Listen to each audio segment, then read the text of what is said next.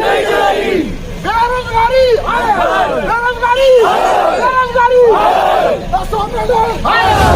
कह रहे हैं कि 1000 रुपया एंट्री कुछ गाड़ियों से लेते हैं, उनको छोड़ देते हैं। लिहाजा एक बोल रहे हैं कि या सबको छोड़ा जाए तो या सबको सीज किया जाए। इनका कहने का यही है। जब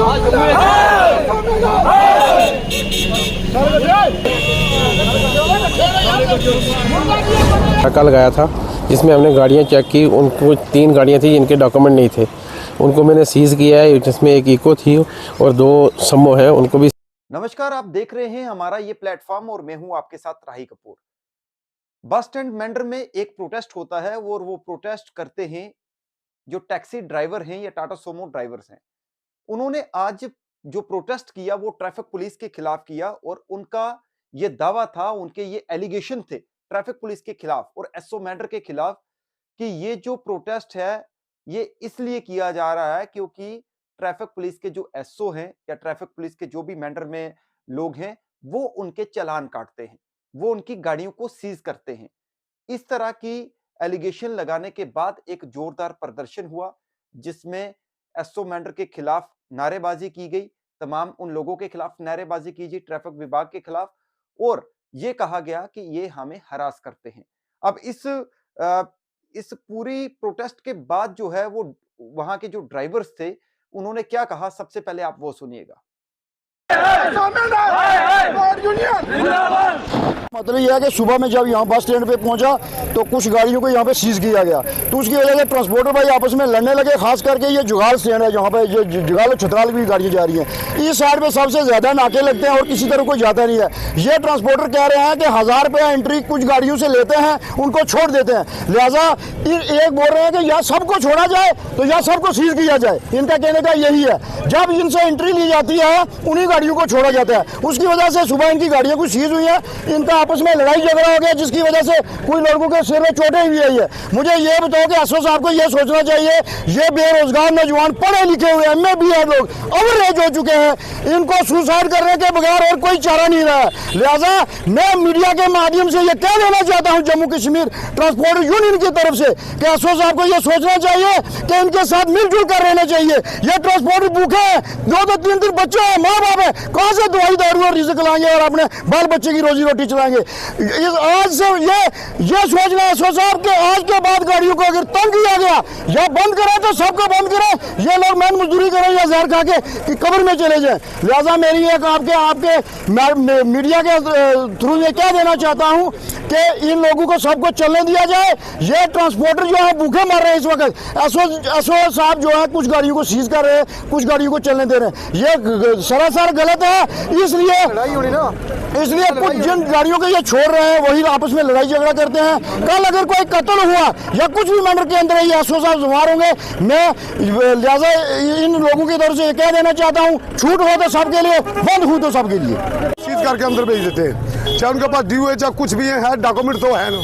जिनके पास कुछ नहीं है, जिनने चेसी नंबर डाले हुए, जाली चेसी नंबर डाले हुए, वो गाड़ियाँ चला रहे, तो जो हम ओरिजिनल गाड़ियाँ असली गाड़ियाँ हम क्या चलाएं। 1000 रुपया हमारे से एंट्री 3 बार ली इसने, आज फिर मेरी गाड़ी सीज कर दी। आज कहाँ से मैं दूँ 1000 रुपया इनको। अभी आपने ड्राइवर्स को सुना और ड्राइवर्स ने अपनी जो आप बीती जो सुनाई या उन्होंने एलिगेशंस जो है वो ट्रैफिक पुलिस पर लगाए। अब इसके बाद हम पहुंचे ट्रैफिक पुलिस के जो एसओ मेंढर हैं विनय कुमार, जिन्होंने हाल ही में कुछ दिन हुए ज्वाइन किया है। तो जब हम उनके पास पहुंचे तो उन्होंने भी क्या कहा वो भी आपको सुनाते हैं। आज ही सुबह हमने छोटा सा एक नाका लगाया था जिसमें हमने गाड़ियां चेक की, उनको 3 गाड़ियां थी जिनके डॉक्यूमेंट नहीं थे, उनको मैंने सीज़ किया है, जिसमें एक इको थी और 2 समो है, उनको भी सीज़ किया है। तो वो सीज़ करके थाने भेजी हैं।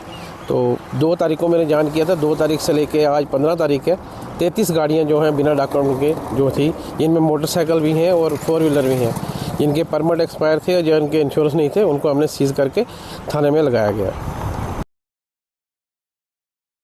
एसओ मेंढर ने साफ तौर पर एक चीज क्लियर करी कि हम बेवजह किसी का चालान नहीं करते। जो लोग ट्रैफिक वायलेशंस करते हैं, नियमों का उल्लंघन करते हैं या फिर जिनके पास प्रॉपर डॉक्यूमेंट्स नहीं है, ये उनके खिलाफ कार्रवाई जो है वो की गई है। उन्होंने कहा हाल ही में जब से मैंने ज्वाइनिंग की है तब से 33 गाड़ियों के जो है वो चाहे वो चालान काटे हों या फिर उन्हें सीज किया हो, ये उन्होंने अपना पक्ष जो है वो रखा है। अब दोनों पक्षों को आपने सुना, अब कमेंट करके आप अपनी राय साझा करिएगा कि ट्रैफिक पुलिस जो कर रही है वो क्या सही कर रही है या ड्राइवर जो कह रहे हैं वो सही है।